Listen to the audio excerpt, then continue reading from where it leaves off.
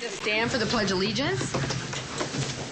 I pledge allegiance to the flag of the United States of America and to the republic for which it stands, one nation under God, indivisible, with liberty and justice for all. Good morning and welcome to the July 21st County Commission meeting. I would remind you to silence your cell phones. Meeting documents are on the end of the counter next to Commissioner Bender. And Robert in the front row has listening devices if you need such. With that, we'll go on to routine business. Item number 1 is consider a motion to approve the agenda. Is there a motion? So move. Second. Motion is second. Any corrections or additions? All those in favor say aye. Aye. Those opposed, same sign. Motion passes unanimously. Item number 2 is approve the County Commission meeting minutes from 7/14/2015. Is there a motion? Make a motion to approve. Is there a second? Second. Are there any corrections? All those in favor say aye. Aye. Those opposed, same sign. Motion passes unanimously. Item number 3 is bills to be paid in the amount of $1,333,988.67. Is there a motion? Pay the bills. Is there a Second. second? Any comments on the bills? Madam Commissioner Chair, Barth? the bills are a little higher this week, but it represents items including over $1 million for asphalt surfacing, $1,016,000. Yeah, if we wouldn't have had that this week, we'd had really low bills for a change. So thank you, DJ, to contributing to our bills. Item number, I have a motion and a second. All those in favor say aye. Aye. Those opposed, same sign. Motion passes unanimously. Item number 4 are reports. Item A is Register of Deeds, a monthly report of fees collected in June 2015. That's on file at the auditor's office. Item number 5 is personnel action. Item A is consider a motion to approve the routine personnel action. Is there a motion? So moved. Is there a second? Second. Motion is second. Any questions on personnel? All those in favor say aye. Aye. Those opposed, same sign. Motion passes unanimously. Item number 6 is application for abatement. There are none. Item number 7 is notices and requests. Item A, notice from Valley Springs Township for the following new speed limits posting notification. On 485th Avenue between 1/2 mile south of 263rd Street and 485th Avenue. On 264th Street between 484th Avenue and 485th Avenue. On 265th Street between 486th Avenue and 487th Avenue. On 267th Street between 1/2 mile east of 487th Avenue and 488th Avenue. And on 263rd Street between Dunham Street and 1/4 mile west of 488th Avenue. Item B under notice and request is a notice of the Wild Prairie Winery of intent to conduct a fundraising raffle in support of the annual Fall Festival of Artists fundraiser, drawing to be held in September 12, 2015. Item number 8 is planning and zoning notices. There are none. Item number 9 is petition of compromise of lien. Commissioner Barth. Thank you, Madam Chair. This is for DP&O 60818. The amount involved is $2,311. Was deferred from July 14th. The applicant and the same lien were considered and denied by the Commission on July 7th. After that meeting, the applicant said the process of having his application considered by the Commission was fun, and he planned to do it again, so he made a $5 payment, bringing the balance to $23.11. And now he is requesting a compromise in full again, but expressing a willingness to pay up to $425 of the lien balance. Based on what we know of his finances, he cannot make that payment. You know, the fact is that on these liens for county services, we don't charge interest, and we don't go after people at work and harass them. And we do try to collect through our collection agency, but I would encourage the applicant here to continue making payments that he can afford. And I don't see him in the room at this time, so I'm going to make a motion to deny it. I have a motion to deny. Is there a second? Second. I have a second. Is the applicant here? Then I do not see the applicant either. I have a motion and a second to deny DP&O number 60818.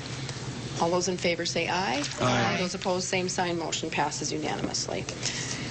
The next item is opportunity for public comment. If there's anyone who would like to speak about anything that is not on today's agenda. Connie, you can come up and give your name and address, please. Connie Mogan, 916 South Grandview Avenue. I've mentioned it before, and I just talked to Jeff a little bit about it again, too, because I know you're in the budget process. I like to come up and watch the meetings. You guys know that. But I occasionally have business up here, too. And last week I was going to combine those two, and I ended up going home because I couldn't get any place to park. If I was a little more able-bodied, I wouldn't mind parking 2 or 3 blocks away. But there's not even any access to handicap parking. It all fills up. So I know you guys have got a limited budget. I don't know what you can do about it. But when the people can't get up here to do the people's business, you got a problem. Okay. Thanks, Connie. You bet. Are there anyone else comments, public comments? Okay. With that, we will go on to regular business, and I would need a motion to adjourn as the Minnehaha County Commission and convene in a joint meeting with the Del Rapids City Council with the intent to convene as the Minnehaha County Commission along with the rest of its regular agenda after adjournment of the joint meeting. Is there a motion? That's my motion. Is there a second? Second. I have a motion and a second to adjourn. All those in favor say aye. Aye. Those opposed, same sign. Motion passes unanimously. We are adjourned at this point. Now I would like a motion to sorry. I'm going to call the meeting to order for Minnehaha County, City of Del Rapids. A roll call for the Del Rapids City Council. You have to make sure you have a quorum. You have a quorum present. You want to just state your names for the record? Mary Buckman, Mike Scaru. Paul Niles, Mark Krill. Is that it? Okay. And I recognize that there is a quorum present for the Minnehaha County Commission. I take a motion from the county to approve the agenda today for the joint meeting. So moved. Second. A motion and a second to approve the agenda on the county side. All those in favor say aye. Aye. Those opposed, same sign. Motion passes unanimously. On the Del Rapids side, you'd have to have a motion and a second to approve the agenda. A motion and a second. Do you need their names? Do you need names? No. Okay. I have a motion and a second to approve the agenda on the Del Rapids side. All those in favor say aye. Aye. Those opposed, same sign. Motion passes unanimously. The agenda item number 1 is a public hearing of the Minnehaha County Commission and the Del Rapids City Council to consider ordinance MC 28-01, amending the 2001 revised joint zoning ordinance for Minnehaha County and the City of Del Rapids as follows. C Commercial District to the RR-1 Rural Resident District on property legal description as Lot 1 of Overvig Tract 2, Southwest 1/4, Section 8, Township 104 North, Range 49 West. Minnehaha County is hereby rezoning the C Commercial District to RR-1 Rural Residence District, and the official zoning map referenced to in Article 2-2.03A is amended to include the property in the RR-1 Rural Resident District. David Heinhold. Good morning, Commissioners. David Heinold, County Planning Department. The applicant submitted a request to rezone a parcel of land is located in this image. It's approximately a half-mile west of Del Rapids city limits along Highway 115 that goes to the east to I-29. It's approximately 1.99 acres, which is the minimum size for rural residential. One is 1 acre. And July 21st, 9 a.m. was set as the public hearing date for the second reading for this rezoning request. Notice of this meeting was sent out or published on July 8th in the Del Rapids Tribune. The County Planning Commission and the City Planning Commission both voted unanimously at the last meeting on June 22nd to recommend approval of rezoning 1504. So I can go through some of the pictures that I took for that Planning Commission meeting of just the site in general, and just going through those briefly. This is looking east towards the site from the 473rd Avenue, which is the road that bounds on the west side of the property that's adjacent to the subject parcel, looking towards that property. And then this is that 473rd, as I mentioned, looking south towards the highway. This is looking back north from the subject parcel. This is the subject parcel, looking right at where that would be. As you can see, it's agricultural ground right now, or small parcel of farmland. And again, going in through that same parcel there. This is an existing driveway that, as you can see, to the left of the image is an existing feed mill business that isn't in operation. The applicant can clarify on that. And again, there's the existing business. This is Highway 115 on the south side of the subject parcel, and then looking back towards the west, towards I-29. And then this is the parcel on the east edge of that property. There's an approach there. And then again through there. So I back up to... And then I also provided a link to the Flex Viewer map, which you can click on different parcels and get the information of neighboring parcels. The surrounding area is zoned rural residential 5, which is a minimum of 5-acre parcels for residential lots. And if you have any questions, I'll be glad to answer them. Okay. Are there any questions for David? Does Del Rapids have any questions for David? Okay. This is a public hearing. Is there anyone who wants to speak in favor of this change in zoning? You can speak in favor. Give your name and your address and...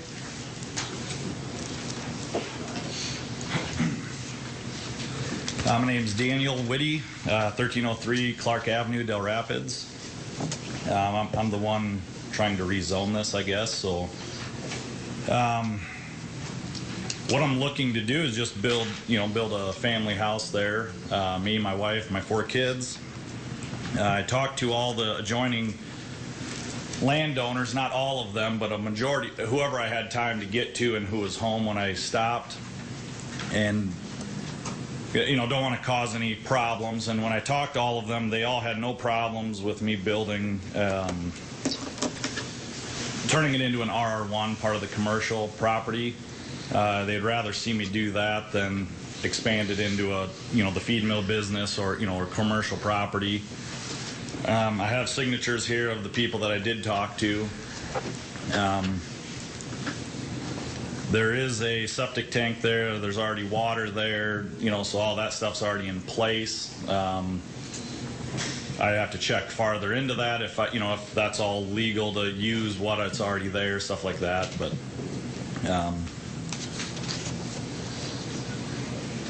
that's about all I have, I guess. Okay. Just looking to rezone it. Okay. Is there anyone that wants to speak in opposition to this rezoning? Okay. Seeing none.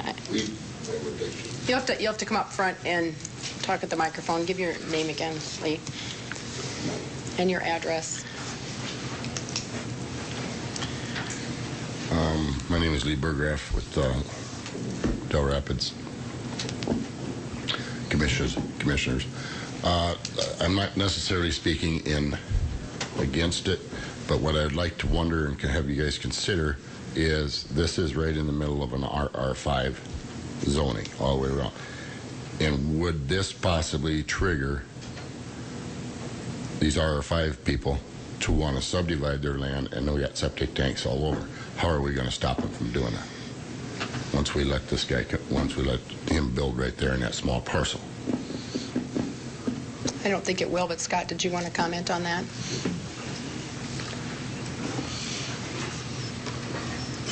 Well, first of all, the applicant is diminishing the zoning district. I mean, he's taking this from a commercial to a residential use, which is a lesser use. I think that should be considered. And finally, any further rezoning requests would prompt from R5 to R1 would prompt a rezoning request. There'd be a public hearing. And I think that would be the appropriate time to really say yes or no. And Can we stop people from bringing in an R1 use? I would say no. We can't we can't stop a rezoning request to come in.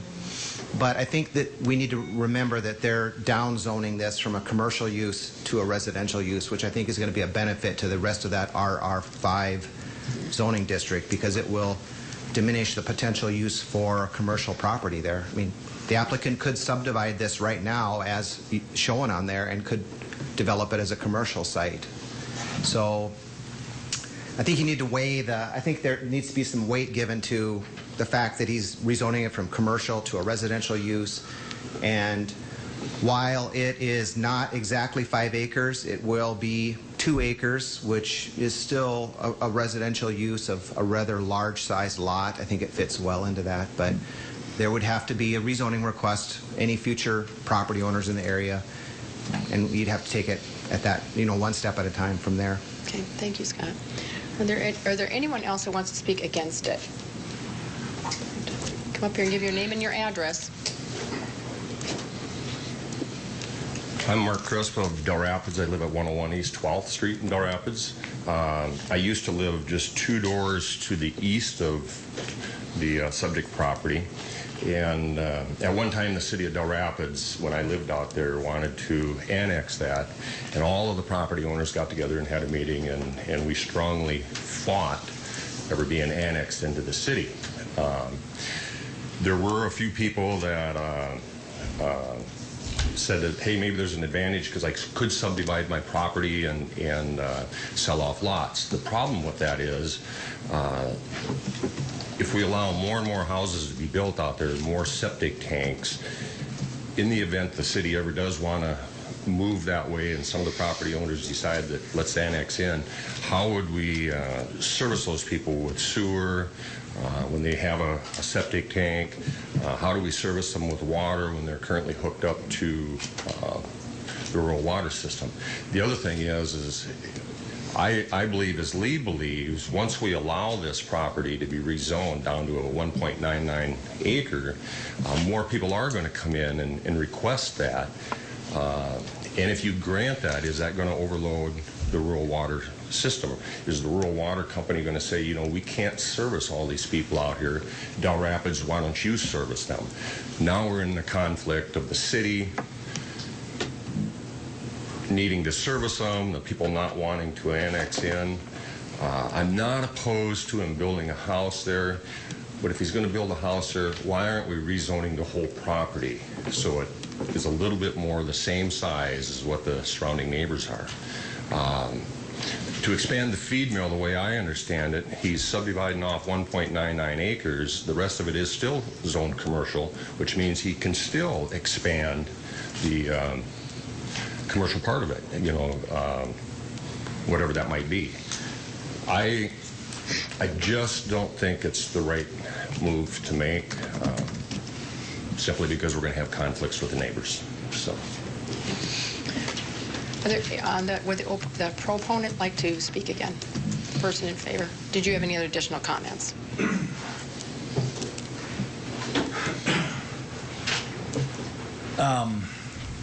I understand the rural water, the city trying to go that way, stuff like that. I'm asking to do a commercial to an RR1. I'm not asking to do an RR5 to an RR1. So I think there's your difference on letting the other people be able to break their property up. And as far as the city moving that way, from what I read, I don't think there's nothing in the agenda to move that direction with the city. It's all to the kind of the southeast and to the northwest.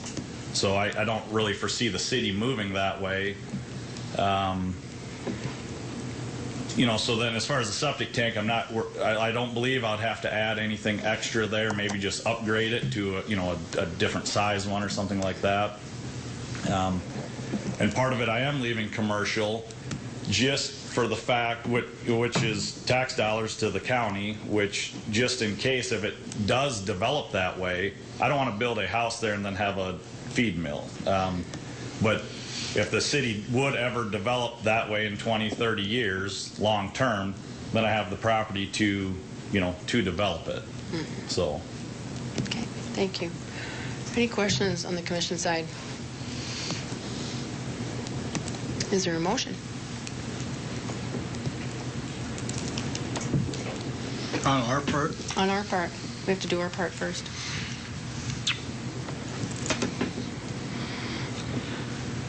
Madam Chair, I'm not going to make a motion, but, just for discussion, I know the issue for water and sewage, this isn't the only case where that's applied. When we had some stuff down at Renner Corner, there was a concern that the sanitary district down there would not be able to handle any additional stuff, and that wasn't septic, but obviously water and these things.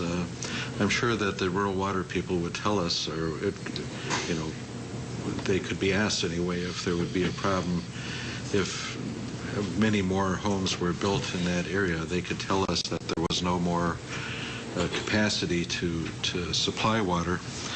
And I guess additionally, I think that many areas that run on septic wind up getting annexed, and so I don't think it would be preclude a city from annexing it. It might be more expensive for everybody, but I think Sioux Falls has gobbled up chunks of septic tank area over the years, and there's more to come. So I don't have a motion at this time. I'm just discussing, I guess. Okay. Any other discussion or a motion? Commissioner Bennett, go. I have a question for Scott.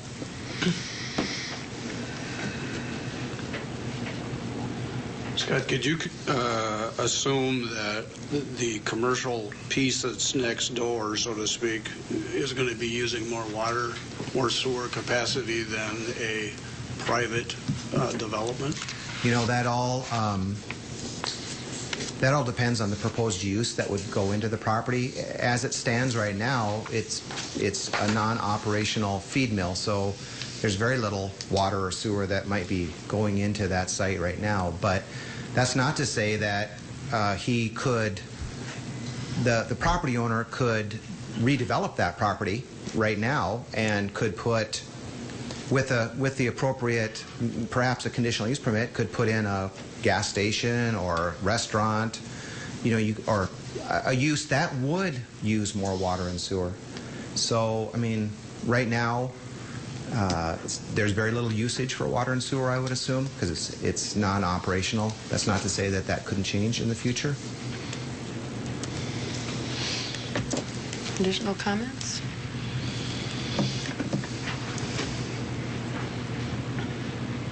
I'm in favor of this. I think there's water there, there's sewer system there, there's nothing used on the agricultural side of it or on the commercial side of it. I don't see a problem with letting him build a house on his own property. Commissioner Bennigan. Well, frankly, I think it's important to have property owners be able to make some of the decisions that they want to make on their own asset, if you will.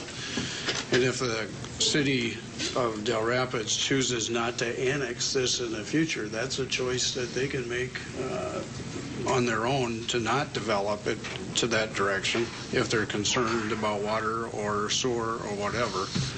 It's no different than what we all face in growth-related issues. And if I was one of Daniel's neighbors, I think I would rather have residential use around me than I would commercial use. So I'll make a motion to approve the change. A motion to approve. I'll second that. A motion and a second. Any other questions or discussion? All those in favor say aye. Aye. Those opposed, same sign. Motion passes unanimously. Now I need a motion and a second on the Del Rapids side. And we need the same motion. And I need the same motion voted on, which is to approve. You can vote how you want, but the motion on the table is to approve. We need to make another motion. Well, it's the same motion. So you can say you make the same motion, just say, and then I need a second. Is there a second to the motion? Is there a second to the motion? Motion dies for a lack of a second. So we're done. Unless it wants to. Clarification. Just Clarification, they can take up their own motion now, which can come back to you being the same motion if they wish to make a motion in a second and vote on another resolution of it. So Do you it's have in a their court yet. Yeah. Do you have a different motion? Point of order. Make a motion to deny the request. Is there a second? I have a motion and a second to deny the request. All those in favor say aye. Aye. Opposed? Aye. Motion passes 3-1. Does the county commission want to reconsider their motion? Well, it takes concurrence, doesn't it, both? Yep. It's going to die. It's going to die if we If you leave don't take ours it up. this way and they leave theirs that way. It just dies. If we don't change our... Yeah, if we don't change ours, it's going to die either way. So, does the commission want to make a different motion? Madam Chair, we could also maybe make a motion to defer for a period of time and see if But they would have to. They would would also have to make the same motion. So Correct. I'm just throwing that out as an alternative that would be they can always bring it back if we don't deny it. right. Question, what's the ramification if he's denied? Is there a time period or before Scott? I think Scott will take it up, but yes. They would have to wait 6 months to reapply. But they could reapply at a later date. We would collect a new fee. We would re-advertise it. We'd basically start it all over from step one. The neighbors would be notified. We'd go through a public hearing at the Planning Commission, and the applicant could, in that 6 months, work to better educate all the participants, players, whether that's elected officials, neighbors, whoever. So those are your options. I mean, it either dies today or it. I mean, if it is denied, he can come back in 6 months. If it dies today, can he come back in 6 months or less? 6 months or more. So he has to Either wait. way. He could come back in 6 months, but we would go through the process again. Yep. Commissioner Barth's idea or proposal to continue this would allow them time to discuss this with the city. Maybe, if the applicant thinks that he can put a plan together that would satisfy the concerns of the city council of Del Rapids, then that may be the benefit of continuing it. But if the city commission is rather firm on their no, then a continuation is not going to fly either. But they could come back in 6 months. But no matter what we do, it's the same. It's the same outcome. We leave the motion the way it is on the table. It doesn't change. We defer it. It doesn't change. And if we change our motion, it doesn't change. Well, I would make a motion to reconsider our previous. Is that the way to do it, Christian? You can just take up a new motion at this point because they didn't concur in yours. Madam Chair, there was Then a I'd comment move- from the No. City Council. You have to come up. To the. Mary Klockman, 803 East 4th Street, Del Thank you, Rapids. Mary. I just had a question. If the petitioner was asking, or if he would change his plan to change his whole thing to residential as opposed to half of it residential, and then keeping it half of commercial, how long would he have to wait to do that? Or would it Kirsten? just be brand new? Yeah, the request to rezone before you is the way it was approved at the Planning Commission. If you deny that, I believe on the subject property, the next rezoning request that can be made is that 6 month period. I don't think it matters. I'd take Scott's opinion. If he disagrees, that's fine. I would disagree. I would say that it would be a new proposal to rezone the entire parcel, and that would be a new request. Okay. Okay. So I'd have to look at the ordinance to see exactly what it says, but our planning director obviously knows. So. Commissioner Kelly. It sounds to me like there probably hasn't been enough communication here, and I think the last time we deferred something, they came back about 2 weeks later with concurrence on the deal. I'd move to defer this for 1 month. If that's in order, I'll second it. Is there a motion and a second to defer for 1 month? And My question is why? The purpose is that let the petitioner get together with the city council. If he isn't going to get anywhere with him, he isn't going to get anywhere with him. But I do think, I just sense that there wasn't a lot of communication there, and perhaps rather than kill this thing now and make a 6-month delay or make him jump through all those hoops again, this be an opportunity. Now, in a month, if they haven't come to agreement, then it's not going to fly. But that's the purpose for my deferment. We have a motion, a second to defer 1 month, but Kirsten? Yeah, I just want to clarify what Scott was commenting on, just checking the ordinance so you have the right. It is substantially the same request, so if it changes in a substantial way, he could take it up sooner than the 6 months. So just so that's clear. The other thing that we're clear is that if we make this motion to defer it for 1 month, Del Rupp also has to make the same motion. Correct. And it has to pass. So we have a motion and a second on the table to defer for 1 month. All those in favor say aye. Aye. Those opposed, same sign. Motion passes unanimously. Del Rapids? I make the same motion. Make a motion to defer for 1 month. I'll second that. Second. I have a motion and a second to defer for 1 month. All those in favor say aye. Aye. Those opposed, same sign. Motion passes unanimously on the Del side? Yes. Okay. Could I just ask what the date would be for that? Cindy, do you have a calendar? I don't have my... Or what would... Here, hold on just a sec here. Get your one. Just so we're all on the same Right. page and the So we know what applicant the can date hear it. is. And It would be the 25th would be the next Tuesday after 1 month expires. Okay. So August 25th. Yeah.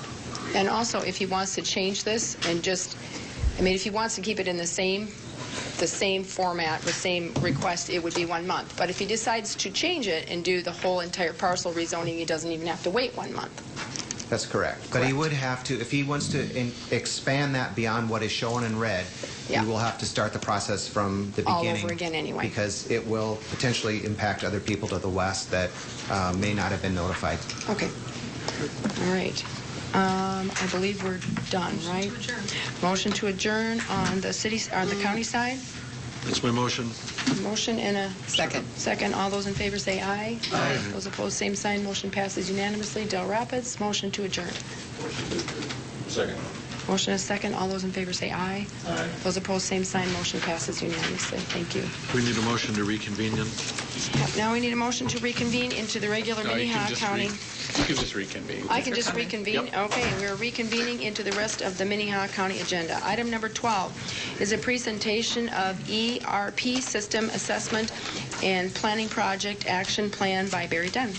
Monty Walkenbach.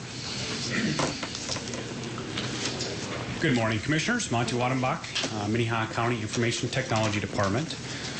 You may recall last fall we engaged a company by the name of Barry Dunn to review our accounting software, payroll software, and tax software.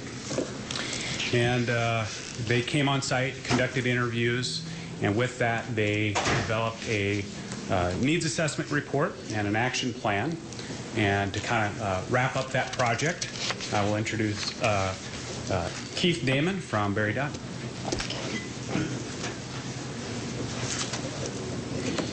Thank you, Monty. Good morning, everyone. Thank you for the opportunity to kind of present to the Commission. You have to speak into the microphone. Thank you. Thanks for the opportunity to be here this morning, kind of present the work that we've done with the county. We wanted to kind of just touch on the agenda if we could for a moment. We want to do some brief introductions, talk about the project tasks and the work that we performed, the current environment analysis, improvement paths, and some of the direction for the county going forward. So if you can, in our packets, if you'd like to follow along, I'm going to start, I guess, on page number 3. Again, I'm Keith Damon with Barry Dunn. I'm a manager in the government consulting practice, a local government team. I've been with the firm for 5 years. My background is one of municipal IT. I was an IT director for the City of Keene, New Hampshire for 17 years. Worked with J.D. Edwards, Oracle, and PeopleSoft for another 10 years. So the work that we've done here is very consistent with many clients across both the U.S. and Canada. I'll let Ryan just kind of introduce himself as well for the brief background. Good morning, Madam Chair, Commissioners. My name is Ryan Doyle. I am a lead business analyst on this project. So in that effort, I've been helping Keith and working with our project team and working very closely with the county project team to prepare all the deliverables for this project. I've been with the firm for 2 years. I'm a senior consultant within Barry Dunn. Prior to joining Barry Dunn, I actually worked in the public sector. I worked for the federal government, for the United States courts for 5 years. Worked in finance and administration, dealing very closely in procurement, facilities management, accounts payable, accounts receivable, and budgeting processes. Okay, thank you. Thanks, Ryan. And let me also introduce that there were other folks that worked with us also on this project. We had Michelle Dotson, Philip Huntley, and the principal in charge of our local government practice, which is Chad Snow, all participated on the project. But if I can turn to slide 4 and just kind of talk at a very, very high level the work that we performed. Some planning efforts up front to coordinate our on-site activity, and I realize that we have some members that may not have been with us through the entire process of our work with the county. But we did some pre-planning work. We came on-site and did an assessment work with a great number of users throughout the county. We then developed the needs assessment report, and from that needs assessment report created the action plan that we're somewhat speaking to this morning.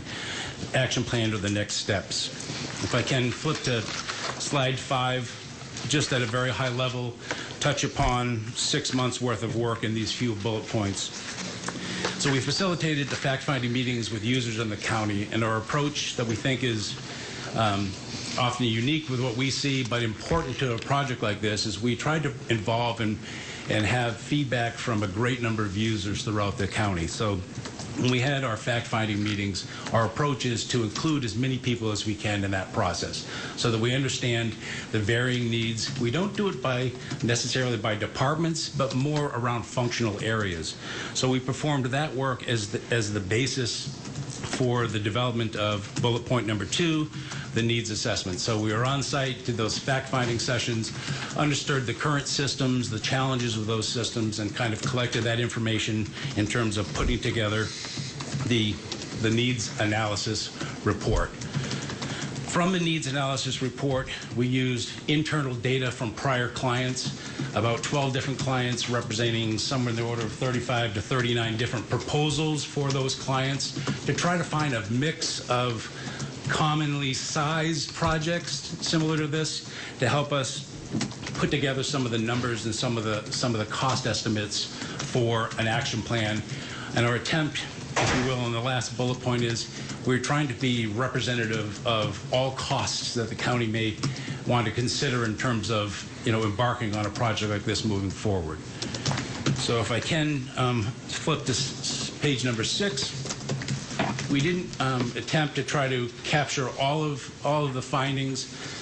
We've got a representative number of findings on this page. There are a total of 19 that we've collected in terms of the needs analysis report. But I think, some of the themes really are that the county staff, which were very involved, very open, and very engaged in our process. They were looking for more functionality, more capability, a lot of manual processes in the systems that they use today. So county staff, to include IT staff, have been working hard to develop new systems, to enhance the current systems, time entry systems, for example. Everybody's been working very hard to support the current environment. But as external folks that are looking at the system, there's a better way. So if we take a look at slide 7, the improvement path, our recommendation is to seek, through a procurement process, an integrated ERP system. Enterprise Resource Planning System is what it stands for, but an integrated set of applications that work together, that are built and designed. HR payroll functionality works very closely tied directly into the general ledger and such. So I won't get into the details of an ERP system or take us down that rabbit hole, but a system that allows for integrated capabilities between modules. So that is there were several different options that we considered, but that's the approach that we're recommending for the county. So on slide or page number 8, I won't get into reading all the opportunities or improvements here, but generally, easier support, designed functionality that works together with many of the ERP modules. There's still ample, effort needed by IT staff to support a project like this. This is a project that would be a multi-year endeavor to embark upon. IT staff are critical both to the success of that project and the integration of applications that may still be used going forward in the future.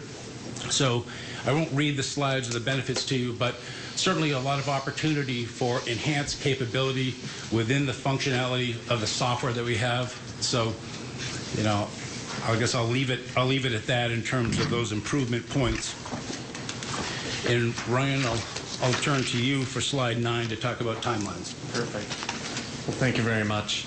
We've identified through our action plan really a two-phased approach that we're recommending to the county for moving forward from this point. So the first phase would really be a procurement phase. So that would involve the county working to educate some staff on modern ERP functionality. So there are lots of homegrown systems being used today in the county, some older legacy systems that have been around for decades. So there's a lot of new functionality out there, a lot of potential that folks may not be aware of. So our first step is to educate some of the staff about what modern ERP functionality might be out there. The purpose of doing that is to help to define what some requirements might be for a future system. So one of the most critical components of identifying a future ERP system is identifying those functional and technical requirements. So what do we need the system to do? What's working well today? What do we need the system to do in the future that's similar to what we do today? And what additional functionality might we need a system to do in the future? So that would really be that second part of the procurement process, is identifying those requirements. And then it would be a process of developing a request for proposal, issuing that to the vendor community, asking them to respond to those requirements and identify how best they might be able to meet those requirements. And then eventually go through a reference check process, check with peer communities that are also using similar systems, and identify, do these references check out, and does this appear to be the best system for the county? So then the next step, of course, would be to select a potential vendor and to move forward with that vendor. So based upon our experience working in similar engagements, we do this work all across the country. We are based out of Portland, Maine, but we do most of our work out of the Northeast. We anticipate about an 8 to 10 month process to begin with, again, identifying some vendors to come in and show some of that functionality all the way through the contract negotiation process. Through that process, we recommend that the county also engage with an independent consultant to help facilitate that process, someone who might be able to bring to the table best practices and knowledge of the vendor community, as well as some of the functionality that might be available out there to help facilitate that process. Obviously, a software vendor will come in and tell you exactly what they want you to hear, and they will tell you how best they might be able to meet your solution, but they may not always do that with the full knowledge of the county and some of the county's requirements. So that really wraps up that phase 1 procurement phase. And turning to slide 10, that would take us into phase 2, which would be the implementation portion of a new system. So that would really be identifying business process improvements. So what are we doing today that might be better situated through an electronic or automated process? What manual processes might be replaced through the implementation of a new system, and how best might we go about doing that? So then the steps would be to configure with the selected vendor a new process in order to have a system that's really tailored to meet the county's needs. It's not necessarily buying something that's shrink wrapped in a box sitting on a shelf at a store. It takes a lot of effort to configure a system, to really identify what those improvements might be and what those opportunities are through a new system. And of course, as part of that, adequate training for end users. We want to make certain that county staff are properly trained on how to use systems and how best to utilize the tools in front of them. So again, based upon our similar processes going through implementations of enterprise resource planning systems, we anticipate, based upon the scope of work which we've worked through the county this far, about a 13 to 23 month timeline from end to end to really initiate the implementation process and go all the way through the user acceptance training and the acceptance of the system process. In terms of the software vendor costs, we'll have some more detailed figures on the following slide, but we anticipate costs between $1.7 to $2.2 million all in for the professional services, the software, etc. Again, we recommend that this county consider hiring somebody to come in that is both independent and objective to help the county through the process of implementing. As Keith mentioned, this is a very time-consuming process, a very labor-intensive process. We often see folks have full-time dedicated project managers to this effort because it really is a very focused effort to coordinate across all the individual functional areas and to make sure that things are operating smoothly. So based upon our estimates, that estimate could be anywhere in the range of $210,000 to $420,000 for that 13 to 23 month period. And we'll move to slide 11. Here we've laid out some timeline estimates for everyone to review. We won't necessarily go through this, but we did want to provide a little bit more detail as to what those steps might look like throughout really the procurement phase, which we have at the top in the blue blocks, through the kickoff and project implementation of an ERP system, which really that 13 to 23 month process, and ultimately looking at about 35 months out from now would be an anticipated go live date for the county of a new HR payroll and financial system. If I could just amplify and note that there's quite an effort to kind of work through the requirements and understand the specific needs of the county, because though you can have 3 different clients using the same piece of software, the needs are unique to each client. The setup is different. The other applications that are there are unique and different. So to the degree, we look at this entire timeline, that front effort really defines the specific needs that then we ask the vendor community to kind of fit, if you will, and make that determination of what best serves the county. Really, it's that planning effort at the front end of everything that really helps to contribute to project success in the long run, as opposed to simply selecting a vendor that may be out there and offering a comparable system and not going through a requirements definition process. You have no way to measure success and also to hold the vendor accountable for the product which you ultimately receive. Okay. And on the following slide, slide 12 here, we've prepared some software budget estimates. As Keith mentioned, we looked at 12 past clients and 39 proposals received in response to requests for proposals for those clients. This is based upon similar scope of modules and functionality that we anticipate the county might be interested in. We've provided 4 different figures here. We've provided them based upon a 25th percentile of those clients observed, a 75th percentile, and then we also want to provide the median and the average to show a little bit of the spread and understand a little bit more how there might be some outliers and how those might affect the various figures. We have broken this out into both one-time costs, which would include your software licensing fees, as well as the services of a vendor to actually implement and configure the system for you and take you all the way through the training process as well. We have identified both an ERP solution and a tax solution, and this was purposeful as some vendors, some ERP vendors will offer a tax solution, but not all vendors will. And oftentimes we find that regionally there may be specific tax vendors that have a product that has been developed and or configured specifically for a locality, so whether that be for the state or for the region, we often find that there are vendors that can provide a more specialized solution related to that. So we wanted to provide some numbers to compare and to look at how those 2 figures might be a little bit different. Yeah. And I guess to amplify that point too, it's one of the distinctions that we may want to identify and articulate in the RFP, that those requirements are unique. And we want to be able to offer, if someone has a point solution where they can offer that and has a local fit work very well, we want to make sure that that RFP, the procurement process, incorporates an ability for them to respond to that RFP and participate or line or partner with somebody else that may not have that solution. Great, thank you, Keith.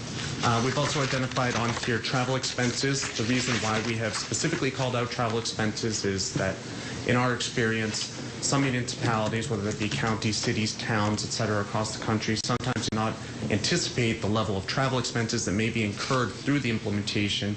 If you're looking at a 1 to 2 year process of having a software vendor come on site on a regular basis, whether it be every other week or more or less frequency, there are travel expenses associated with that, and oftentimes vendors will leave that one a little bit aside, and it's a bit of a surprise. So we wanted to identify that specifically as an expense here in the estimates. One of the other items we've identified are recurring costs. So those would be annual maintenance costs for a software solution. So that's fees paid to a vendor on an annual basis for security updates, enhancements, patches, upgrades to the system as well. So we wanted to identify those costs as well so the county and the commissioners can better understand what the lifelong costs might look like for a system. So a number of factors can obviously contribute to the cost overall, which is why we wanted to provide the county with the median, the average, the 75th percentile. Obviously, in our experience, the 25th percentile means that less than a quarter of all those observations were under that price, but obviously the level of effort and professional services that are requested by the county will be one of the largest contributing factors to your overall cost. That could be whether it's cleaning costs, data conversion costs, or other configuration costs as well, can really help to drive what those professional services are as it relates to the one-time cost.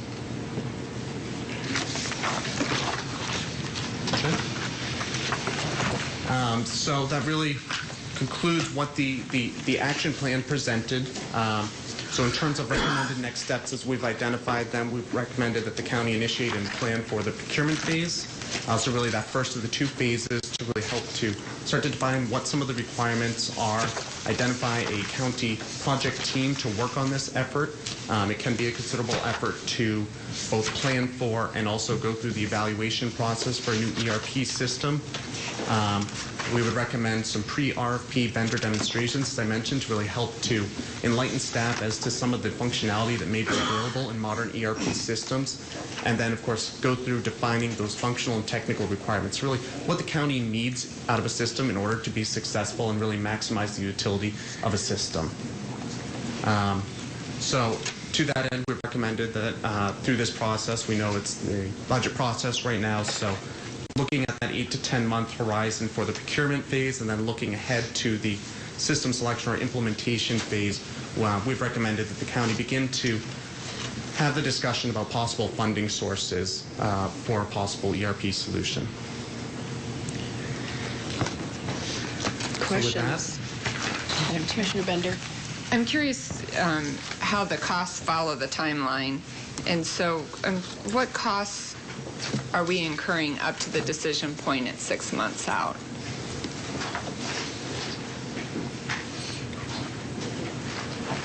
Okay.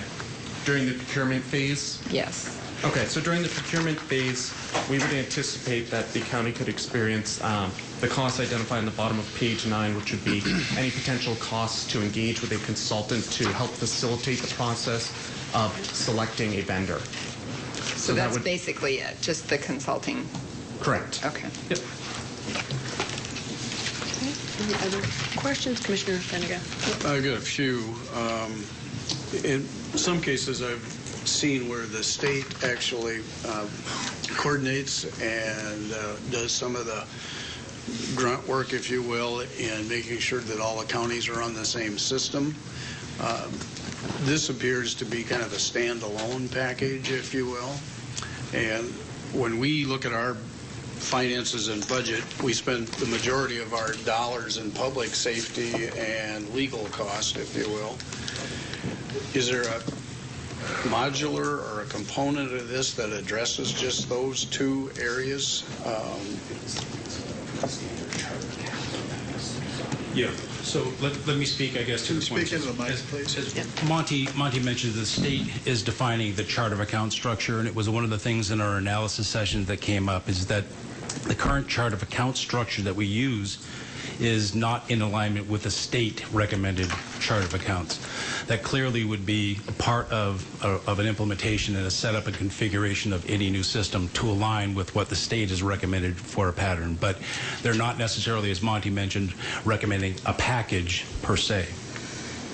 Does that help with that? What about the discussion, if you will, about doing modular purchases versus total package purchases? Is that ever addressed with your vendors? Let me kind of, I guess, really address the budgeting piece and the element and talk about the way the budgeting piece is tied and an integral part of an ERP system. The capabilities of these new systems provide a budgeting module that is very tightly integrated with the general ledger. And as most public sector organizations, the connection back to the HR and payroll system is another important integration because a substantial part of those costs are staff related, if you will, so that the budgeting modules and the capabilities and the forecasting, to be able to look ahead, the ability to look back, are all enhanced features that are provided with many of these systems today. So in terms of the types of capabilities that would be offered to that budget process, those would be greatly enhanced and a part of the evaluation and the analysis work as we both define requirements, be looking at the demonstration scripts for how different vendors do those pieces, and an important consideration, I think, in the selection of the system. If I might, do you have an idea on the number of vendors across the country that do this kind of work? How many are there? There's different tiered vendors. So we'll start with a tier 1 vendor, and traditionally you had 4 tier 1 vendors. You had SAP, Oracle, JD Edwards, and PeopleSoft. Oracle's bought JD Edwards and PeopleSoft, so those 3 products, although they're still alive and well, are under the Oracle umbrella, except for SAP as the other quote-unquote tier 1. Probably have a dozen, 2 dozen vendors. The lower you go, the more popular there are. So if you get to a tier 3 vendor, there's more of those than there are tier 2, and then as we get to the top of tier 1, you're left with those 4 products at the top. In terms of responses to an RFP such as this, we may see 8 to 10 vendors respond. So we obviously want to do our best to describe the requirements of the county so that vendors can look at that in their response and make a determination if they have a good fit or not. So that's an important part of the process, that we make it a very clear process, that our RFP identifies clearly what needs to be provided. And a lot of vendors, there's a lot of factors that play into those responses, but if we saw 8 or 10 vendors respond to this, that would be very successful. And part of the process, too, of defining the requirements is recognizing whether requirements and the RFP is drafted in such a way that it might reduce, constrict, or eliminate competition as well. So you want to make certain that anything that might possibly restrict competition or otherwise direct a selection towards a particular vendor is eliminated, and perhaps that's listed as desired functionality that the county might be interested in. But the end goal is to try to identify what that functionality is the county wants, and to ensure that the greatest level of competition can be harnessed, because that will lead to more competition, as everybody knows, leads to greater cost savings, leads to greater negotiation standpoint as well. Okay. Additional questions? Commissioner Benega? I just have one other, I'm sorry. That's fine. When you look at the total package cost, do you ever do a return on investment, so to speak, on what the benefits are and what the costs are based on your investment, if you will? How long it takes to return those expenditures? We've seen different clients that have come through a process like that, and we've worked with a couple of different clients in Texas that come to mind. And they have really tried to, I guess, post-implementation, look at the way in which it changed their work structure so that it allocated people in different ways, it provided capabilities, it allowed staff to get to projects and initiatives that they weren't able to get to, and they've measured some of those successes. They've measured some of the savings in terms of paper, for example, in terms of automating and making the processes more electronic. But it's not hard. It's not hard numbers for certain, but in terms of capabilities and the things that we can do, those are very measurable. It really, one of the biggest savings is the savings in staff time, which is taking away the need to do some manual and redundant data practices and processes. That's not to say that staff will have free time. It's that staff will use their time in more constructive ways, we've found. Staff are able to, instead of spending time focusing on inputting information, they then have time to take that information and look at it in a more analytical framework in order to make more informed and better decisions. And I guess to amplify that, because Ryan struck a nerve with me as well, it's the capabilities of the system. When you create a more timely collection of data, you can make more timely decisions about it, but it provides more data to be able to make those management level decisions. And so we see that particularly important in terms of the budgeting process. Department monthly reports, budget to actual reports, it's more timely. It was one of the challenges that we noted in terms of our findings. So the more automated it is, the more timely it can be, and the better decisions you can make based upon that data. So you kind of rung that bell with me, Ryan, when you mentioned that. Commissioner Kelly. So what I hear you saying is that for this going to be $2.5 million investment or more, we're not going to see any less employees. We're not going to see costs reducing. We're going to see them going up.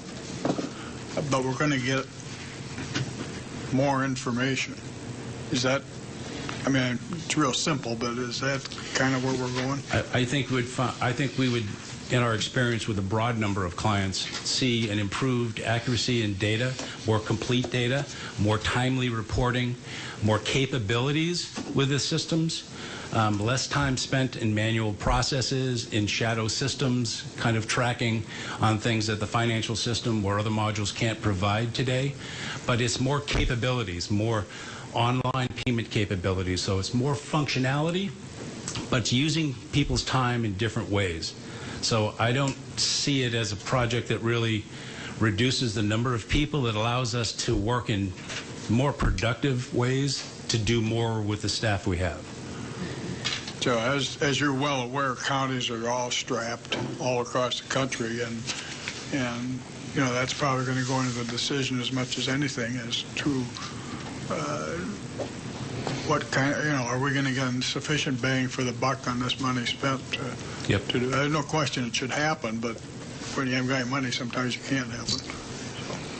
Yep, I understand that. Certainly it's we've seen, particularly since 2008, some challenges that in some parts of the country we're just coming out of, but it certainly is a system that offers significant benefits in terms of the staff to be able to achieve the things that folks are asking of them, the citizens are asking of them, that you may be asking of them, decisions to be made in terms of where do we put those budget dollars for future investments.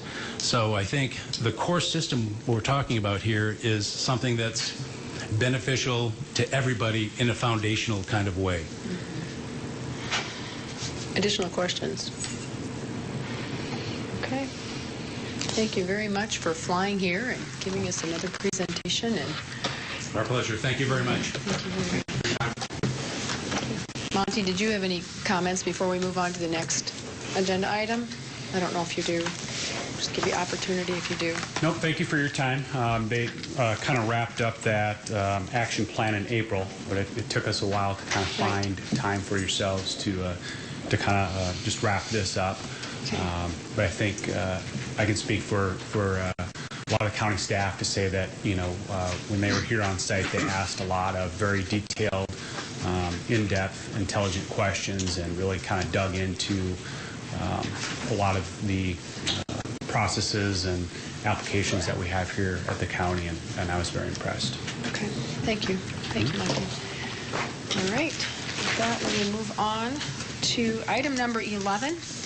Is a briefing and analysis by Infrastructure Management Systems on Minnehaha County Pavement Management Systems, DJ Boothie and Zach Thomason. Good morning, Commissioners. DJ Boothie, Highway Superintendent. In the beginning of 2014, we embarked on a really big project for the department and for the county to develop a pavement management system, and one key component of that is to survey the roadway system, the roadway network, and find out what we have. Another key component is to implement that into a software system that allows us to use that data. Zach Thomason is here through IMS. They're out of Arizona, and his company spearheaded the whole project for us. Their big portion of it is the data side of it, gathering the data and processing the data. And then the software side is done through a company that's out of Colorado. But Zach is going to give you basically an executive summary of the project. It's a very big project, a lot of stuff that goes into it.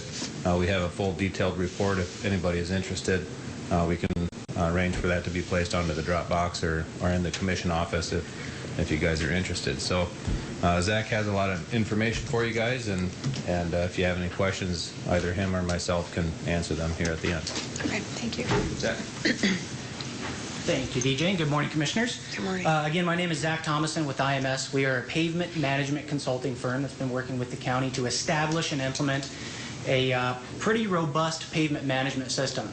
DJ had mentioned the report. I'm going to review some of the highlights of the report, kind of summarize not only what we did for the county, but what we found and even what we recommend at the end of the day. So with that, I'll jump right into it. Let's take a first look at the scale of investment.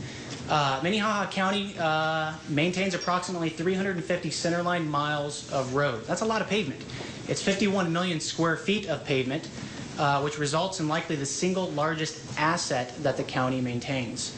And I want to hone in on that. Pavements are an asset to be maintained, certainly not a liability. And the value is roughly $791,000 per mile, or a total of $280 million, and that's for the pavements and subgrade alone. That doesn't include the cost of the land, the right-of-way, the signage. That's just the pavement. So this is a huge asset that we're working with. A quick early look at the pavement condition. The PCI score on the network is a 69. PCI stands for a Pavement Condition Index. That's a 0 to 100 score that ranks the overall health of a roadway. 0 being very bad, 100 being a perfectly brand new road. So a 69 is good, and I'll show you here in the next few slides how that ranks to other agencies across the U.S. as well. The backlog of work is sitting at 4%. So backlog is when is in terms of full reconstruction candidates and partial reconstruction candidates. Those are your big ticket items that need to be attacked. 4% is excellent, and I'll show you why I say that's excellent in the next few slides as well. Overall, the county rates a solid B+. So the concept of pavement management is really a balanced approach of 3 specific ingredients. The first is understanding the condition. We can't build a pavement management program without knowing where we're at. So understanding the condition provides us a baseline for the pavement management system. The next is to work with the county to define priorities and analysis techniques and reporting capabilities. And then we refine that with county objectives, policies, and budgets. So it's really a combination of all 3 of these ingredients that form a solid pavement management program. Now, why do a pavement management program? The simple answer is it is far more cost-effective to maintain an asset than it is to let it deteriorate over time. Now, as you can see in this slide, the first 40% of a pavement's life has a 15% drop in quality. But the next 15% of that pavement's life has a 40% drop in quality. So that's that steep part of the curve there. So as soon as a road goes over that curve, so to speak, it deteriorates very rapidly. So as you can see, we can spend $1 now maintaining roads that are in good condition, which is far more cost-effective to maximize roadway life, rather than letting it deteriorate and spending $8 later. And the next graph simply shows you that there is a target zone for doing rehabs. You want to capture roads while they're in good condition. And the intent is to maximize roadway life by picking the right roadway candidates at the right time with the right treatments. Roads are like any other asset in our life. You can compare it to a vehicle that we drive, a car. When you buy a car, you fully intend to do oil changes, routine maintenance, flush the coolant, and you do that because you want to maximize the life of the vehicle. We don't drive them until the engine drops and replace the engine because it's very expensive. Roads are exactly the same. So let's take a deeper look at the Pavement Condition Index. Again, it's a 0 to 100 score. You can see that on the y-axis there.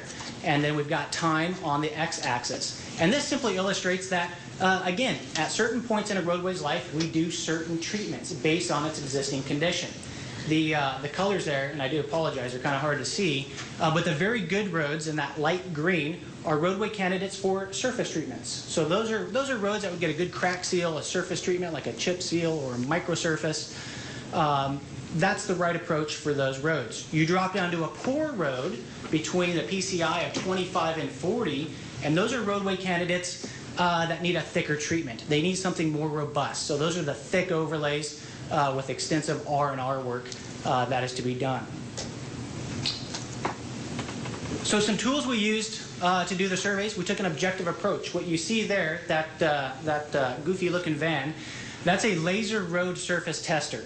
That van contains a series of high-speed lasers, digital cameras, and GPS equipment that we use to assess the surface condition of roadways. So it literally drove the entire length of every road in the county to assess alligator cracking, transverse cracking, rutting, roughness, you name it. The surface distresses on the road were measured. And then we took all that information to develop that PCI score, so that overall health score for each road. And the PCI is basically 33% roughness, meaning the chop on the road when you drive each roadway, with a combination of 67% surface distress, so everything else in terms of cracking, rutting, and distortions. So we talked about PCI, we talked about very good treatment candidates. Let's take a look at what some of these roads look like. These are very poor roads. These are roads that scored between a 0 and a 25 on the PCI scale. These roads are done. They've had a very long life. They have served the citizens well, but they are far past the point of overlay-based rehabilitation. They have extensive structural failures, lots of rutting, excessive cracking. We all know some of these roads. This one in particular was on Highway 110. Rehabs on these roads are often driven by citizen complaints, and safety does become a concern at a very low PCI. The lower the PCI gets, the more we see the deep potholes that can affect ride. The next category is poor to marginal. So this first picture here is a poor road. This is off Highway 113. These are roads that demonstrate base failures, rutting at intersections, extensive cracking and patching, and these roads are a high priority to avoid reconstruction. So a little bit later, I'm going to talk about cost of deferment, cost benefit, getting the biggest bang for our buck, so to speak. These are important because these roadways can be captured now before they become full reconstruction candidates and cost us a lot more later. And that's also the last opportunity for a surface-based rehab. The next is the marginal roads. So this is off Highway 149. These roads are a little better. They exhibit localized base failures, localized cracking, and these are simply tired streets that are due for a thicker overlay with some R&R. The next roads are fair. These are roads between a 50 and 60. Again, getting a little bit better. They do have progressive cracking, but this time they have few base failures. So everything we've seen up to this point had a lot of base failure issues. These have fewer localized distresses, and they're primarily non-load related, meaning the distresses are not caused by loading or traffic. So we can identify and we know which distresses on the road are caused by pounding of traffic and which ones are caused by environmental concerns or even materials. So these roads here are an optimum timing for a thin to moderate overlay. And there's a lot of benefits in selecting these streets because there's an early lower cost rather than deferring these roads and letting them drop into a more expensive treatment category. So we get a greater return, there's less grinding to be done, and there's less drainage work to be done. The good roads, 60 and 70. Again, we have on these roads, we have very few localized distresses, minimal base failures.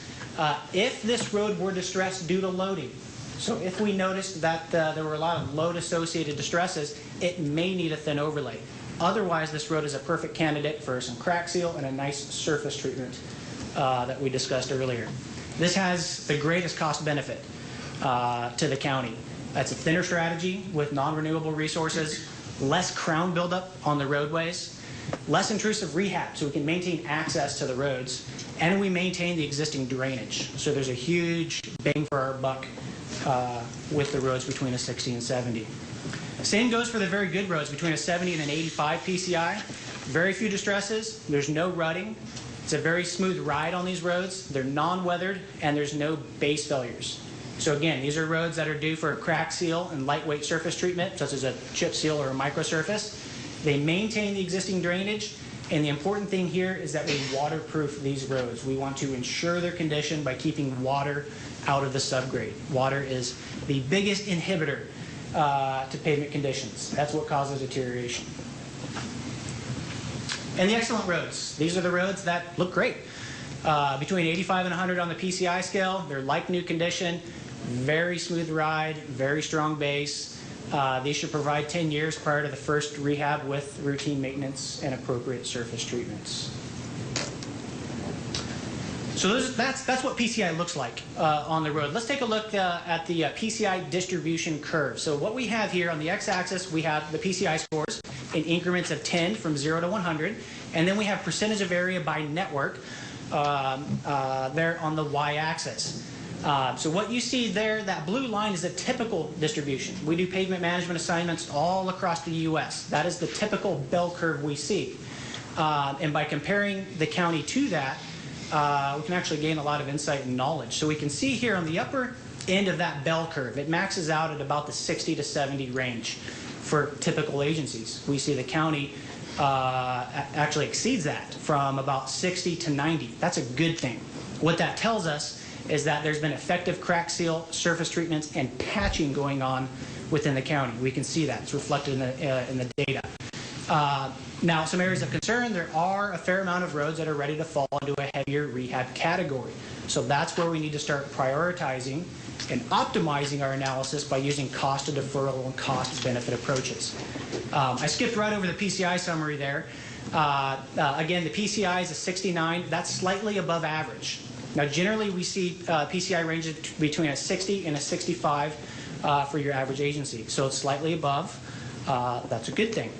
On the next PCI distribution curve, similar, but we've grouped the PCIs into descriptive terms that follow the sequence of images that I just showed you. So it starts at very poor and it ends at excellent. But the same concept here. Now what we can see, we use 3 metrics when we assess the overall health of a county. And the first is the PCI. So at a 69, you're slightly above average. You can check that one off the metric list. You did well on that one. Backlog. Current backlog is at 4%. That is excellent. Between 10 and 12% is manageable. As we start approaching 15%, we get a little worried. By the time we hit 20% in terms of backlog, it's very hard to catch up, meaning there's so much expensive work to be done that we can't catch up without a large influx of capital. You folks aren't near it, which is great news. But it's imperative to maintain your condition. It's very easy to let it slip away, very hard to ever catch back up. And the third metric is the percent of excellent road. Oh, I should mention you passed the backlog check mark too, so that's metric 2. The third metric is the percent of excellent roads. Generally, we like to see that above 15%. You folks are right now at about 14%, very close. So didn't check that one off, but it was nearly there. So let's take a look at some recommended long-term goals. We would certainly recommend to not let the existing backlog grow. So maintain it at the 4% plus or minus 2% to give you a little flexibility. And certainly to invest in the overall network to maintain the average PCI above a 69. By doing that, you'll increase the percent of excellent roads, therefore meeting all 3 metrics. This is a quick plot of that PCI condition data. So that's a simple Google Earth plot. Lots of green on there. That's a good thing. Green is good. Red is bad. Again, the average PCI 69, backlog 4%. We'd recommend maintaining or even achieving something above a 69, but at least maintain it and to maintain a backlog of that 4% as well. Let's take a look at how we set up the models and how we analyze the data. This is a pavement deterioration curve. You've seen a few here recently, but these are the curves in the county's pavement management system. This is the intelligence that drives rehab decisions throughout the county. The red line is the typical deterioration of a road without treatment. And as you can see there, at specific points in that roadway's life, there are treatments that are triggered on their roads. And a few things about these curves. These curves are based on the DOT's pavement curves as well, but they were customized specifically for county use. We use the existing core data at the county. So the county had all these good cores that they popped on the roadways, and this tells us how thick the surface of the roads are, as well as how strong the subgrade is. So we used that in the development of pavement deterioration curves. And then we also enhanced it through performance-based triggers. So rehabs don't simply happen because of the age of a road or that it was a certain sequence. Rehabs are triggered by the actual condition of the road. So as the county maintains the pavement management system and updates the pavement condition data, it's the condition data that triggers rehab maintenance. So let's take a look at the methodology that we used real quick when we did the analysis. We understand funding is not $0, nor is it unlimited. That's an important one. We also understand the county places a value on its roadways, its arterials, collectors, and local roads. But the idea is to identify an annual budget that maintains the current PCI, and I should also mention that maintains the current backlog of work as well. So we want to examine the effects of the current funding levels, and we want to prevent deterioration in pavement quality. That's the purpose of pavement management. And pavement management is priority-based, not worst first. So we don't simply line up the roads worst to first and attack from bottom up. That's letting the engine drop out of the car. We want to maintain the roads that are in good condition to maximize the life of our roads. And then there's no cost for inflation in some of these estimates. So before we run the models, we do a few estimates of our own before we hit the go button on the models. The first box that you see up there is a simple life cycle estimate. So all we've done is we've taken the estimated value of your roads, your asphalt and concrete roads, and divided it by its service life. And we can see there that it equated to a $4.6 million annual need to maintain existing conditions, PCI and backlog. Now that's just based on value and service life. So let's roll a little bit of condition data into that. The second estimate you see there is the same concept, except we've taken the average condition of each pavement type and applied an average rehab. So using the same methodology, 4.6. Using the same methodology, we've identified 4.6 million again in terms of an annual need. So we're getting closer to fine-tuning that annual estimate. Lastly, this last estimate here identifies the total deficit. This is important. We need to know what the total deficit for the county's roads are. What this means is the deficit is simply if someone wrote the county a blank check, how much money would it take to go out and fix all roads in a like new condition? In this case, that number was $51 million to fix everything in a like new. Based on that number, we can identify a $4.1 million annual need to maintain existing conditions. So again, based on those estimates, the steady state ranged from 4 to 4.6 million annually. And I should also mention again, this is for the pavements and the subgrade. This does not apply, or this does not have routine maintenance factored in, bridges, culverts, anything like that. This is the pavements only. So we ran a few budget scenarios. We did a 5- and 10-year analysis. So all those lines there represent a budget scenario and its effect on the network's PCI. So we see the do nothing at the bottom. And we can see PCI drops dramatically by 2019 and even by 2024 if no money is spent. And then we run a fixed all to identify that total deficit, that $51 million. And from there, we ran a series of scenarios from $1 million all the way up to $6 million in $1 million increments, because we want to identify that steady state analysis. And what we saw is below $3 million, over time the conditions deteriorate and backlog increases. And we also noticed that at $3 million, it loses effectiveness over time, meaning PCI tends to drop over time and backlog tends to increase as we get out into the 10-year horizon. So it wasn't quite enough at the $3 million mark.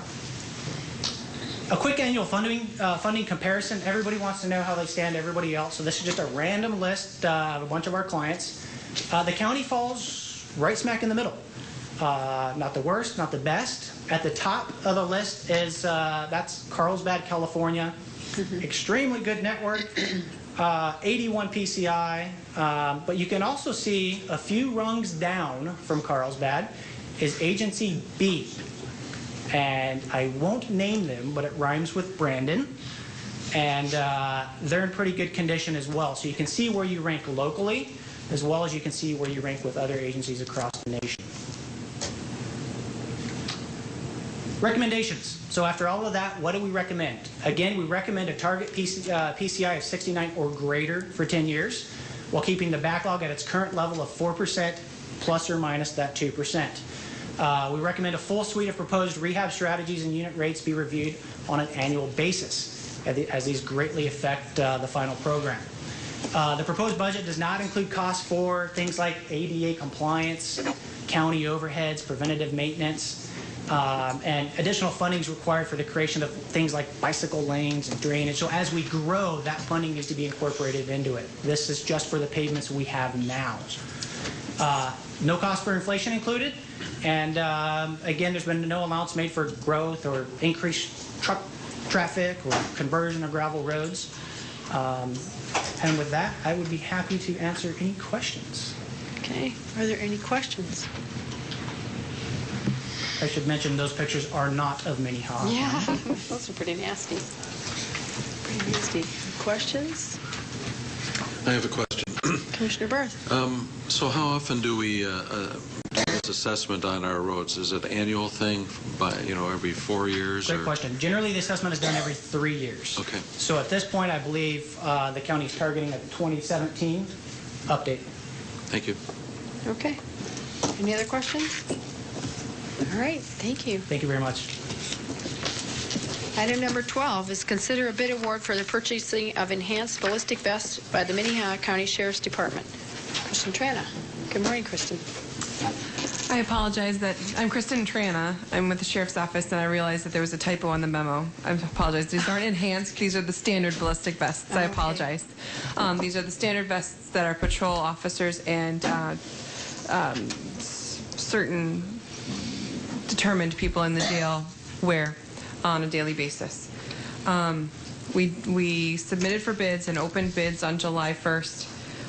It was determined that the lowest bidder does not meet our bid specifications, and so we are requesting awarding the bid to the second lowest bidder, which is Ray O'Hare and Company, and the amount would be $6,080 for 8 vests. Any questions for Kristen? Is there a motion? I'll make that motion. Is there a second? Second. I have a motion and a second to approve the contract with Ray O'Hare and Madam Companies. Chair, I have a question Commissioner for Barth. Kirsten on this. Since we're not taking the low bid, there's a spec that wasn't made. Is this correct? Is that a specification that we wanted that they're not fulfilling? Yes. Yep. Go ahead. Is that okay, Kristen? Yeah, go for it. Initially, my question regarding the bid was that they had bid a vest or a carrier for the vest, because there's fabric pockets that you put the ballistic panels in that the deputies wear, and that their fabric panel or fabric pockets were their own custom, rather than one that's manufactured by Point Blank, who manufactures the ballistic vests. And so I just wanted to make sure with Point Blank that we weren't going to run into any issues, that they weren't being properly held, or that we would have any warranty issues or anything like that. And through those questions, determined that actually that while that organization is authorized to sell Point Blank, they're not authorized to sell it to law enforcement agencies. They're authorized to sell it to other areas. So with that determination, if we awarded it to it, then they would end up having issues getting us the product from Point Blank. So that's why we would go with Ray O'Hare. Essentially, the low bid would violate their distributor contract, so we can't even get it. So a motion and a second on the table to approve Ray O'Hare and Company. All those in favor say aye. Aye. Those opposed, same sign. Motion passes unanimously. Thank you. The next one is item number 13 is consider a motion to supplement $25,000 from the general fund to the sheriff's office budget, representing insurance payment for a damaged vehicle. Kristen Trana with the Sheriff's Office again. Back in June, we had one of our deputies get into a crash on the north part of Sioux Falls, and through working through the insurance companies, we were able to receive $25,000. That vehicle has been completely totaled out, and so we received a payment of $25,000. And we would like to have it supplemented back into our budget so that we can replace that vehicle. Okay. Any other questions? So move. Second. We have a motion and a second to approve the supplement from the general fund to the sheriff's office. All those in favor say aye. Aye. Those opposed, same sign. Motion passes unanimously. Item number 14, authorize the purchase of one 2016 Ford Police Utility Interceptor in the amount of $27,245 from the Sioux Falls Ford from a contract competitively bid and awarded by the City of Sioux Falls. Kristen Trana with the Sheriff's Office. This is essentially the same request I would have brought to you guys back in April, but we're just asking to do it again in July to replace that vehicle that was in a crash. And the pricing is all the same. I checked with Sioux Falls Ford, and they'll be able to. And actually, I just had a call from Sioux Falls Ford this morning saying that the one that we ordered back in April is available. We're going to be picking it up this week. So I'm hoping that we'll be able to get it in a few months. So. Move approval. Is there a second? Motion and a second. All those in favor say aye. Aye. Those opposed, same sign. Motion passes unanimously. Thank you. Kristen. Item number 15 is Minnehaha County Liaison Assignment Reports. Are there any reports? I'm just going to make a real brief one, and that was that Commissioner Bender and I traveled to the NACO National Convention this last week. That's why I was gone this last week. I didn't come back at the same time. And we both participated or attended several different presentations, tried to not to overlap, so we heard a lot of different information. I'll have to say I sat last night and tried to work through some of the stuff, and there is so much information yet I'm not ready to give a real thorough report on what I listened to, but I just wrote down a couple of the different ones I went to. I listened to one on transportation, one on the Criminal Justice Coordinating Council, the Stepping Up, which we have talked about, and had a presentation at our city county meeting about a month ago. Also went to one on strategic communication plans, which was quite interesting, and a county that has delved into that and found some different ways of communicating with not only staff members but also the outward community. So I need to do a little more work on what I have written down in notes all over the place. And then also went to one on juvenile racial and ethnic disparities. I think we came away with quite a bit of valuable information. I was actually surprised after I started going through some of my notes that there was more things than I thought. You definitely felt like you were taking in a whole lot more information than you could process in the few minutes that you were, or the hour that you were in there. Presentations kind of overlap, so you might find yourself in a presentation and have to walk out and go to the next one just to try to catch some information all over. It was very interesting. We're well represented by the state of South Dakota, and I think it was a good conference. So, Commissioner Bender, did you have anything you wanted to add? Only that it was a lot of information, and that I have tried to gather it together. It was very helpful. There were a couple of sessions that were more geared, that were put on by the National County Administrators group, that were more geared to people sitting in my seat who are still trying to get their arms around what they're supposed to be doing. I was able to reach out to several people to get resources that I'm still waiting for, but that would be more in the lines of handbooks that we could use for new commissioners when they come on, to kind of provide a more centralized place of trying to gather information as you try to get started. But it was a very interesting few days. And, yeah, it's a very interesting few days. Okay, thank you. Commissioner Kelly. Do you think it was worth the money expended to go? You know, I would like to finish getting through all the information that I have compiled, because I think some of the information I came away with was very worthwhile. I think we will have to have a conversation, Commissioner Bender and I, and see, do we think it was worth the amount of money we put into it. I think we tried to be resourceful. We shared a room, which normally we don't do, and I think that was good. That saved quite a bit of money by sharing a room, and it was also great to have somebody to talk to and bounce off ideas of stuff that we did. I think going forward we'll just have to see. We might not always need 2 commissioners to go. We might just need 1, but we'll see. So, any other questions? Any other liaison reports? Is there any new business?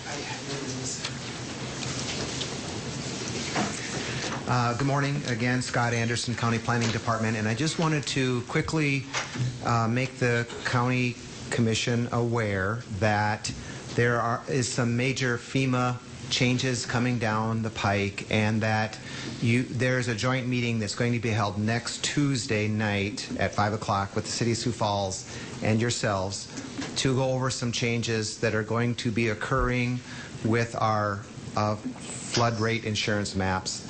And there's some significant changes that are resulting, according to FEMA, as a result of 3 items. The city's diking project, enhanced mapping techniques, and a road project that occurred in the city. And as a result of that, as you know, the city has spent a lot of money doing some engineered dikes to get property out of the city, and FEMA has come back now and remapped this area of the dikes, and as a result of that has changed some of our floodplain maps in the county. And I'm going to pull up a map just to give you just a quick general idea, and you'll see this information again next Tuesday. As a result of that, there's probably going to be close to 100 properties, homes, and businesses that are going to be added to the floodplain. And this is not a significant, this is not an insignificant increase in the base flood elevation.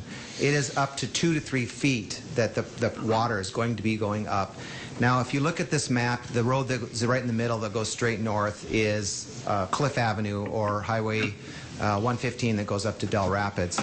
And the blue is what was the existing floodplain, and as Kevin can show you, the red is all of what is going to be increased and added to the floodplain. So this is North Cliff. You'll see that on the where his pointer is there, that's the mobile home park. On the other side of the road is all some commercial properties, the soil conservation.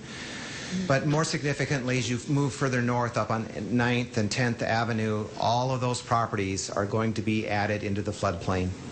These property owners have all been notified. They've been sent notice. We are going to be holding a public open house also next Tuesday at 7 p.m. at the library downtown in one of the large meeting rooms. And representatives from FEMA will be there, representatives from the city, myself and my staff will be there to help answer questions and break the news to those property owners that they are going to be entering into the floodplain zones. Now, just to give you an idea of how this is all going to roll out, this shows the entire mapping area, and there are a few areas, but the most significant area that we just looked at was up on North Cliff.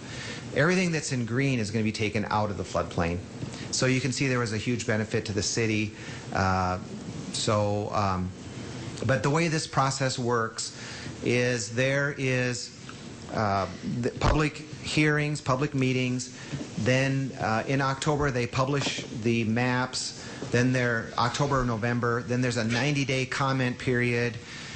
Then once they receive all the comments, there's a 6-month process where they revise maps based on any comments they receive, any new engineering data. But in essence, it's pretty much set. And then the maps will become effective around October or November of 2016. And as you recall, we've gone through this a couple other times where when the county receives new maps, it then requires us to readopt our flood ordinance with these new map dates. And the date of these maps is going to be June 26th of 2015. I just received the maps right before the 4th of July. We had all the conference calls with FEMA and the city on Wednesday and Thursday. So I apologize for not getting this as a briefing memo, but they want to move rather quickly because it fits into FEMA's schedule. So the long and short of it is they are meeting. You are invited to a meeting next Wednesday with the joint city county, and I've contacted the commission office to let them know. They had no idea that there was going to be a meeting, so we got it on their agenda. So we're all together moving forward, and there'll be a meeting on Monday at 5. But I'd be glad to answer any general questions. Commissioner Kelly. Scott, you said that there was the city reconstructed a road that affected this? That's what FEMA had indicated. And I think that the road is a road project, and I do not know how much impacted the base flood elevation, but I believe the road project was a sort of a road reconstruction project that went sort of over towards Catfish Bay on the sort of the north side of the city. And that pushed it into the county. Yes. When did the City of Sioux Falls realize that all their work was going to expand the flooding in the county? In all fairness, they found out the same time that we did, because they had no idea. FEMA is the one that produces the maps, so they don't necessarily use any of they don't take into account any city engineering data, or they have their own model and their own mapping programs that they use. And the city found out the same time that we did that there's some major changes. So are you saying that there's no way that anybody knows anything until FEMA finally tells us? And yes, that's what I'm telling you, yes. Scott, when exactly is the meeting? Because you said a Monday, a Tuesday, a Wednesday, so I'm not sure when the meetings are. Next Tuesday at 5 p.m. is the joint city-county meeting. Okay. And then the open house is also Tuesday night at 7 p.m. at the library, and those are for the citizens that are located outside of the city limits. The city is going to be having their own public open house for the people that are in the green and potentially in the city. And I believe that meeting was Wednesday. Okay. So that is a Wednesday meeting, and they have sent out notices. The city has sent out notices to all affected property owners. So affected property owners that are now in the floodplain will more than likely have to have flood insurance, which Most they definitely. didn't have to have before. And that's correct. And it will also impact any future development that's out there. So if you wanted to do an addition, a garage, you are now going to be required to get a floodplain development permit and show that you are meeting the flood ordinance. So there are some possibilities, and there are some methods that you can add onto your house if it's less than a substantial improvement, but you still have to meet the flood ordinance, and those are very specific requirements and details. Commissioner Benega. Well, some of us have gone through this once or twice before with the city issues when the city was told that the Empire Mall, everything along the dike, and all the probably most expensive property in the community was now part of the floodplain, and that's one of the reasons the dike got reconstructed. There was some changes in property issues. There were developers who couldn't, frankly, develop property any longer. So this is not an inexpensive transaction. This is significant, and frankly, homeowners will feel the crunch with the insurance issues. And you said you were going to rent a small room or use a small room at the library. You might want to consider a bigger one. This is, frankly, not a lot of local control. This is one of those deals where, as Scott's already indicated, they tell you what they're going to do. They ask for public comment, and then they do it anyway. So it would be nice to have participation, that's for sure, but I think that people need to understand that there is a significant impact on this. And that's what we were attempting to do, is get the word out, and that's why I wanted to make sure I told you today, so we can start getting the word out immediately, in addition to the notices that have been mailed out to the affected property owners. Okay. Go ahead, Commissioner. Scott, could you add this to the Dropbox with the previous slide showed what's been added, right? Yes, I can attach, forward the link that will bring this up for you, and then you can count the numbers of properties there. If you just at glancing at this, I can see 40 to 60 right in this area. There's a few others, so somewhere I would say around that 100 mark is where we're going to end up, and. Yeah, it is what it is. Is this like a 100-year flood, a 25-year flood? This is a 100-year, what they call the 100-year event, or the frequency of a 1% chance that you will be flooded at any given time. Okay. So it's not to say that you're going to have one flood every 100 years. Yeah. It's just that the odds are 1% that you will be inundated. There is a little bit of a change up at Renner, and I think this is the small change up in Renner. There's you can see one house right there where the pointer is that is going to be added, but amazingly there wasn't a lot of change in Renner, so that's good news because we know that gets wet. This is up off of Packard and the Renner Road. You see a small area. The next slide was Swanson Tracks. There's potentially one house there along the Big Sioux, but no other residences in that area. And Oh, this is the Ellis area, and really no change there. So some of there will be changes, and there is a public open house for the public next Tuesday at 7. Your meeting is with the city next Tuesday at 5 p.m. Will there be people there from FEMA? Yes, there will be many people there from FEMA and the state Office of Emergency Management, Jeff Schmidt, the city floodplain administrator, myself, our staffs. There'll be a lot of people there. So the Tuesday meeting at the City Carnegie Hall is just an informational meeting for Yes. So it's not a time for public comment at that point. That'll be an informational meeting. The public comment time will be at 7 o'clock at the library on Tuesday. That'll be a public I think open that needs house. to be clear. Yep, the meeting on Tuesday is to inform you and allow you to ask FEMA questions directly if you so choose. But I just wanted to prepare you so you can, if you have questions you want to have answered, you can have them prepared for the meeting on Tuesday to ask FEMA. This is a complicated process, and it's going to be about a 1.5-year process that we're going to be going through. So we'll start going down the road together. Okay. Madam Chairman? Commissioner Brewer. I think it should be on our agenda in 2 weeks then to, have a full review of this. Clearly, if we have a flood, it's going to affect emergency management. It looks like the state highway would be blocked by water.